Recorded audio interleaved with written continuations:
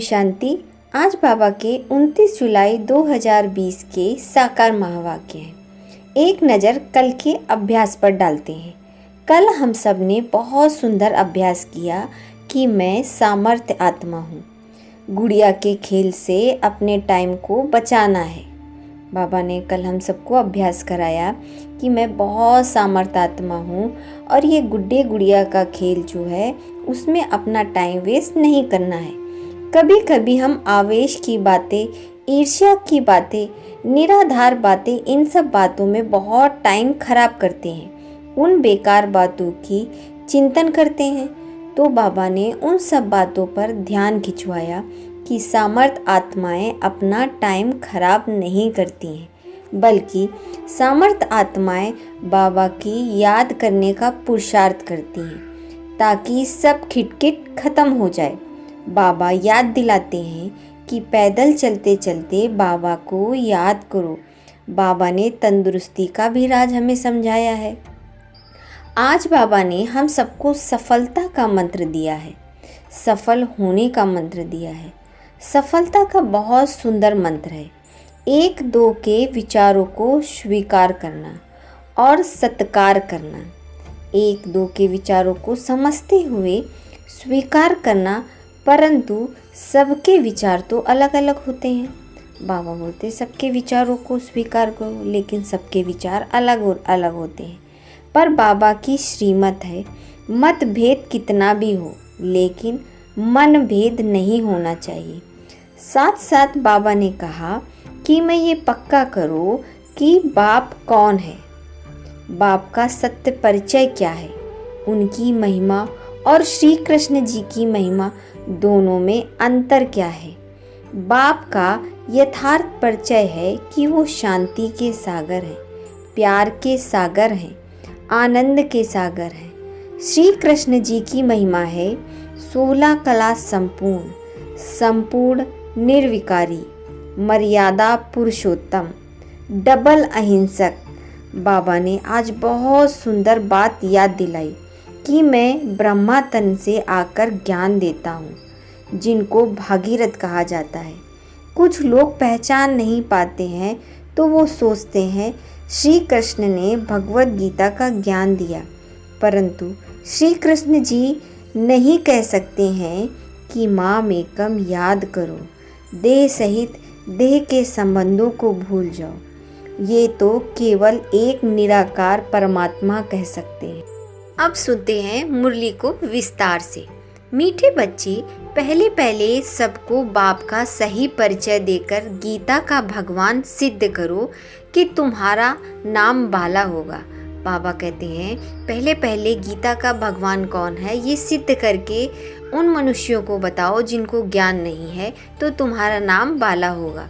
प्रश्न है, तुम बच्चों ने चारों युगों में चक्र लगाया, उसकी रस्म भक्ति में चली आ रही है, वह कौन सी है? उत्तर है, तुमने चारों युगों में चक्कर लगाया, वह फिर सब शास्त्र चित्रों आदि को गाड़ी में रखकर चारों ओर परिक्रमा लगाते हैं, फिर घर में आकर सुला देते हैं। तुम ब्राह्मण, देवता, क्षत्रिय बनते हो। इस चक्र के बदले उन्होंने परिक्रमा दिलाना शुरू कर दिया, यह भी रस्म है। ओम शांति। रूहानी बाप बैठ रूहानी बच्चों को समझाते हैं। जब कोई को समझाते हैं तो पहले यह क्लियर कर दो कि बाप एक है। पूछना नहीं है कि बाप एक है या अनेक है, ऐसे तो फिर अनेक कह देंगे। कहना ही है बाप रचता गॉड फादर है, वह सब आत्माओं का बाप है। पहले पहले ऐसे भी नहीं कहना चाहिए कि वह बिंदी है, इसमें भी मूंझ पड़ते हैं। पहले पहले तो यह अच्छी रीत समझाओ कि दो बाप हैं। दो बाप हैं, कौन कौन से? लौकिक और पारलौकिक। लौकिक तो हर एक का होता है, लेकिन लौकिक को खुदा नहीं कहता है, और जो पारलौकिक है वो हमारे परम पिता परमात्मा है। जब भी हम कभी परेशान होते हैं, किसी मुसीबत में आते हैं, तो सबसे पहले पारलौकिक बाप को याद करते हैं। कहते हैं, हे भगवान, एक ही है, सब एक को ही याद करते हैं। पहले पहले यह पक्का निश्चय कराओ कि फादर है स्वर्ग की रचना कराने वाला, वह यहाँ आएंगे स्वर्ग का मालिक बनाने, जिसको शिव जयंती भी कहते हैं। यह भी तुम बच्चे जानते हो, स्वर्ग का रचता भारत में ही स्वर्ग रचते हैं, जिसमें देवी देवताओं का राज्य होता है। तो पहले पहले बाप का परिचय देना है, उनका नाम है शिव। गीता में भगवान वाच है ना। पहले पहले यह निश्चय कराएं और लिखा लेना चाहिए, गीता में है भगवान वाच, मैं तुमको राजयोग सिखलाता हूँ। पहले पहले हमें निश्चय कराना है कि गीता का भगवान शिव है। परम पिता परमात्मा आकर हमें राजयोग सिखलाते हैं, अर्थात नर से नारायण बनाते हैं। वह कौन बना सकते हैं? बाबा पूछते हैं, वह कौन बना सकते हैं नर से नारायण? तो बाबा ही आकर हमें राजयोग सिखलाते हैं और फिर नर से नारायण बनाते हैं। जरूर समझना पड़े, ये सारी बातें समझनी पड़े। भगवान कौन है, फिर यह भी समझाना होता है। सतयुग में पहले नंबर में जो लक्ष्मी नारायण है, जरूर वही 84 जन्म लेते होंगे। सतयुग में तो कुछ सीखते नहीं हैं, जरूर संगम पर ही सीखते होंगे। तो पहले पहले बाप का परिचय देना है। जैसे आत्मा देखने में नहीं आती है लेकिन समझ सकते हैं, वैसे परमात्मा को भी देख नहीं सकते हैं, बुद्धि से समझ सकते हैं। वह हम आत्माओं का बाप है, उनको कहा जाता है परम आत्मा। वह सदैव पावन है, उनको आकर पतित दुनिया को पावन बनाना होता है। पहले पहले तुम बच्चे इस बात पर जीत पाएंगे कि भगवान एक निराकार है, ना कि साकार। परमपिता परमात्मा शिव भगवान नवाज ज्ञान का सागर, सबका बाप है। श्री कृष्ण तो सबका बाप हो नहीं सकता है। वह किसी को नहीं कह सकता है कि देह के सब धर्म छोड़ माम एकम याद करो। बहुत सहज बात है, परंतु मनुष्य शास्त्र आदि पढ़कर भक्ति में पक्के हो गए हैं। आजकल शास्त्र आदि को गाड़ी में रखकर परिक्रमा देते हैं।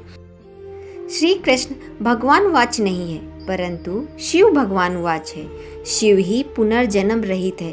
वह आते जरूर हैं, परंतु उनका दिव्य जन्म है। भागीरथ पर आकर सवार होते हैं, पतितों को आकर पावन बनाते हैं, रचता और रचना के आदि मध्य अंत का राज समझाते हैं। जो नॉलेज और कोई को नहीं जानते हैं और कोई मनुष्य नहीं जानते हैं। बाप को आप ही आकर अपना परिचय देना है। मुख्य बात है ही बाप के परिचय की। वही गीता का भगवान है, यह तुम सिद्ध करके बताएंगे। निराकार आत्मा मुख बगैर बोले कैसे? तब कहते हैं, साधारण तन का आधार लेता हूँ। जो पहले लक्ष्मी नारायण बनते हैं, वही 84 जन्म लेते लेते पिछाड़ी में आते हैं, तो फिर उनके ही तन में आते हैं। कृष्ण के बहुत जन्मों के अंत में आते हैं। ऐसे ऐसे विचार सागर मंथन करो कि कैसे किसको समझाएं। ब्रह्मा के तन में आते हैं और ब्रह्मा का जन्म ही कृष्ण का जन्म होता है। कृष्ण का अंतिम जन्म ब्रह्मा का होता है। बाबा हर 5000 वर्ष बाद भारत में ही भाग्यशाली रथ पर आते हैं। यह है सौभाग्यशाली, जिस रथ में भगवान आकर बैठते हैं। कोई कम है क्या? बाबा ब्रह्मा तन में आकर हम बच्चों को ज्ञान सुनाते हैं, तो वह तन, उस तन को बाबा रथ बोलते हैं। तो वह भाग्यशाली रथ है जिसमें बाबा बैठकर पढ़ाते हैं।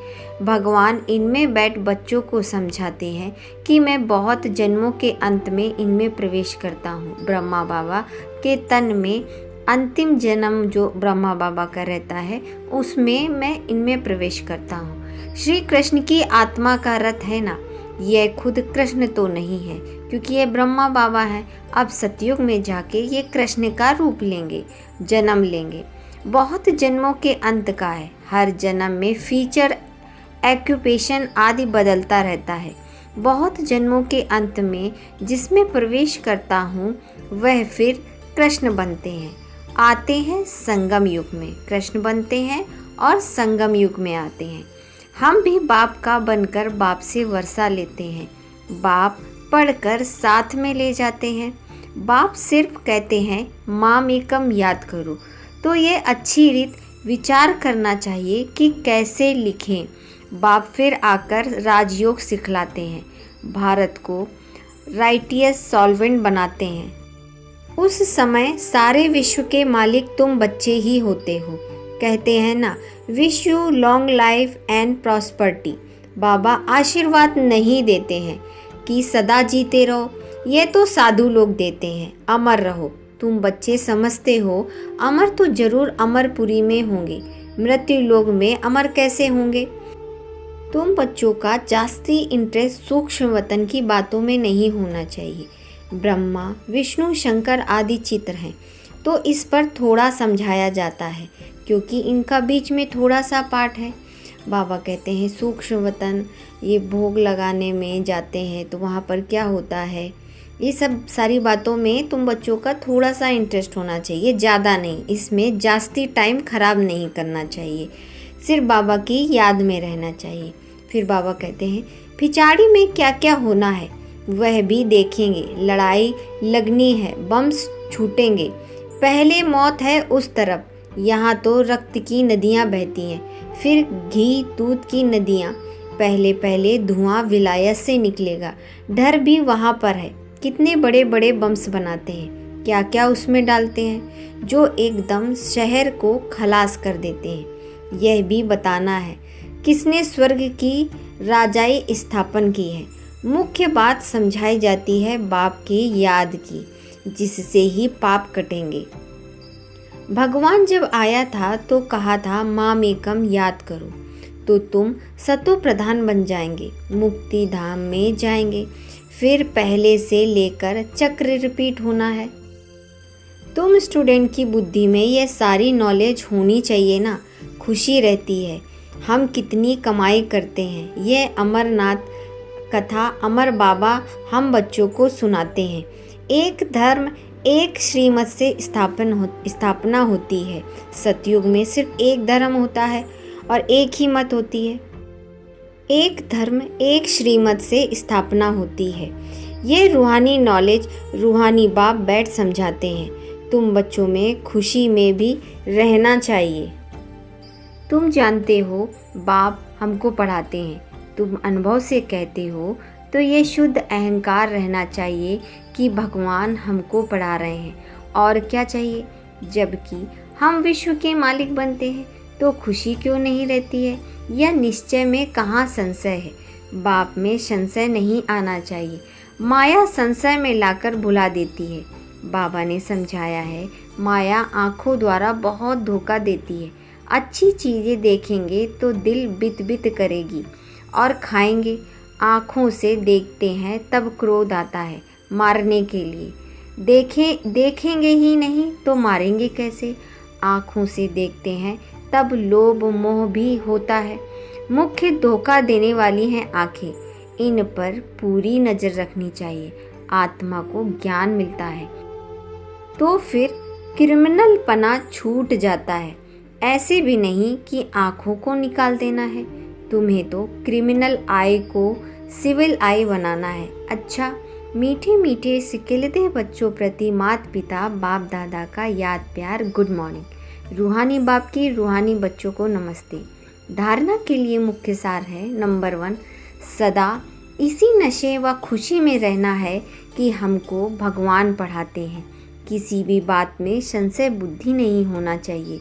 शुद्ध अहंकार रखना है कि हमें भगवान शिव परमात्मा पढ़ा रहे हैं। नंबर 2, सूक्ष्म वतन की बातों में ज़्यादा इंटरेस्ट नहीं रखना है। आत्मा को सतो प्रधान बनाने का पूरा पुरुषार्थ करना है। आपस में राय कर सबको बाप की सही पहचान देनी है। वरदान है, संगम युग के महत्व को जानकर एक अनगिनत बार रिटर्न प्राप्त करने वाले सर्व प्राप्ति संपन्न भव। संगम युग पर बाप दादा का वायदा है, 1-2 लाख लोग। जैसे सर्वश्रेष्ठ समय, सर्वश्रेष्ठ जन्म, सर्वश्रेष्ठ टाइटल इस समय के हैं, वैसे सर्व प्राप्तियों का अनुभव अभी ही होता है। अभी एक का सिर्फ लाख गुना नहीं मिलता है, लेकिन जब चाहो, जैसे चाहो, जो चाहो, बाप सर्वेंट रूप में बंधे हुए हैं। एक का अनगिनत बार रिटर्न मिल जाता है, क्योंकि वर्तमान समय वरदाता का ही आपका है, वरदाता ही आपका है। जब बीज आपके हाथ में है तो बीज द्वारा जो चाहो वह सेकंड में लेकर सर्व प्राप्तियों से संपन्न बन सकते हो।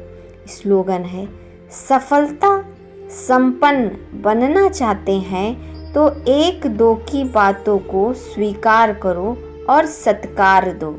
अच्छा, ओम शांति।